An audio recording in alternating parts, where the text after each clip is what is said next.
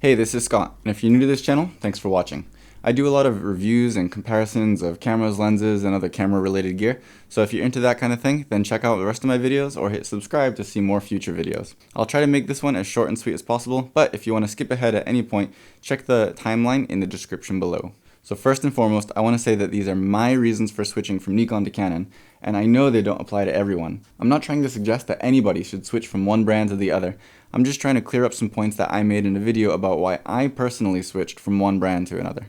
So also, before anything else, I just want to clear up that I am not in any way, shape, or form trying to say that Canon is technically better than Nikon, or any other brand for that matter. While I do feel that the 5D Mark IV in particular kind of leveled the playing field in a lot of different areas, chasing the kind of technically best camera is just not for me. It's more about the whole package and experience of using a camera. So in my first video, I kind of mentioned the word JPEG and people went crazy. I just want to clear up that no, I do not shoot in JPEG.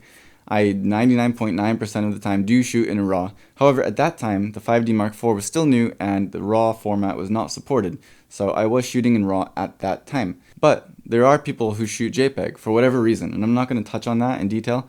But to have a JPEG that's really usable out of camera can be very useful in a variety of reasons.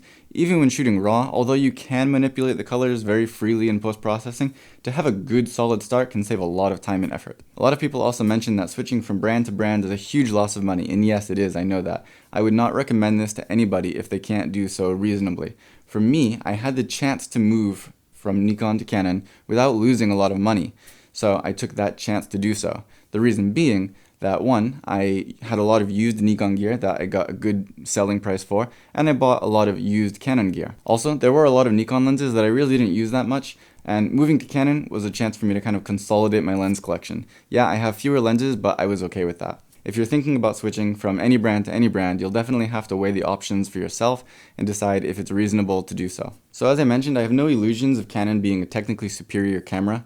For me, ergonomics was a huge part of why I moved. Now this can greatly differ from person to person, and I did know my Nikon cameras like the back of my hand, but when I picked up a Canon for the first time, the layout of the buttons, the knobs, and the wheels just felt incredibly natural for me, and I was addicted to that once I tried it once. So not many people really argued with the fact that Canon has a great lineup of lenses, but I just want to touch on the fact that I know Nikon does have great lenses. It's not that the lenses are bad, it's just that the ones that I wanted weren't really available. While the 85 1.4G from Nikon is a great lens, the 50mm options were just not there for me. The 51.8, the 51.4, and even the 58 1.4 were just really not working for me. The 51.2 from Canon is one of my favorite lenses. I really love that lens. Nikon's new 105 1.4 may be a wonderful lens as well, but it's incredibly expensive, and Canon's 135 f2 is already a very strong lens, but it's 1/3 of the price. Again, I could go on and on about this, but I'm not going to.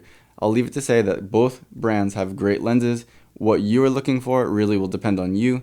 I liked the lens selection that was available from Canon personally. When I was using Nikon, my favorite two cameras were the D810 and the D4S, and they were both really strong in one way or another. But for me, the 5D Mark IV was a great combination of the two of them. When possible, I prefer to shoot with two of the same bodies. If I'm shooting with two different bodies, I'm always kind of internally debating which lens to put on which body and which one to use for which situation. And if I can have one body that kind of fits all situations that I put myself in, it's just a much smoother process. So in resolution, ISO performance, speed, and a bunch of other areas, the 5D Mark IV kind of balanced out my favorite features from the D4S and the D810 in one body. I know I'm taking a small hit in dynamic range and sharpness when I move from the D810 to the 5D Mark IV, but I'm willing to sacrifice that for all the other features that it combines from my two favorite cameras. When I was shooting the D810, I really didn't like having the pop-up flash there. I wanted a little bit more speed, a little better high ISO performance, and even a little joystick on the back to change autofocus points. The 5D Mark IV has all that. When I was shooting the D4S, I missed the smaller size and higher resolution of the D810, and the 5D Mark IV gives that to me in an even lighter body. The Nikon D750 kind of balanced a lot of those things, but I personally really hated the feel and reliability of that camera, so that was not an option for me.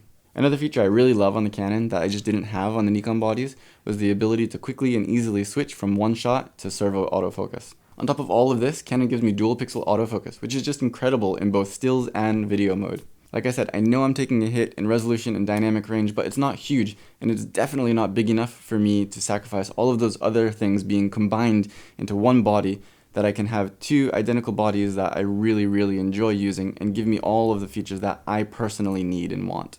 For those people who claim that my last video is just bashing Nikon, I want to put up a couple of points here that I really do like about Nikon, because by no means do I hate Nikon. I loved my D4S and I love my D810, like I said. I just wish that they could kind of get together and have a baby. And for me, the 5D Mark IV is that baby, just with a different brand. So I'm not going to elaborate on these points, but I'll just go through them very quickly. Nikon's 3D tracking autofocus is really, really great. Their autofocus points are constantly lit up in the viewfinder, which is a small detail, but it's really, really nice to have. Both Snap Bridge and the new autofocus fine-tuning feature on the D5 and D500 are really wonderful features that I'm sure will be included in future Nikon cameras as well. A lot of Nikon cameras do not have the low pass filter, which helps to give them sharper pictures, and of course the undeniably higher dynamic range. So I have absolutely no hate for Nikon or any other brand. In fact, this is being recorded on a Panasonic right now. Simply, when I weigh the pros and cons, for me personally, Canon came out on top. And that's by no means trying to say that Canon is technically best or technically better than anything else.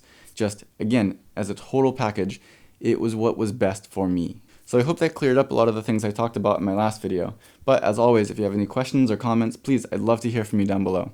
If you like this video or any of my other videos, please don't forget to hit the thumbs up and subscribe to see more videos in the future. As always, thank you for watching.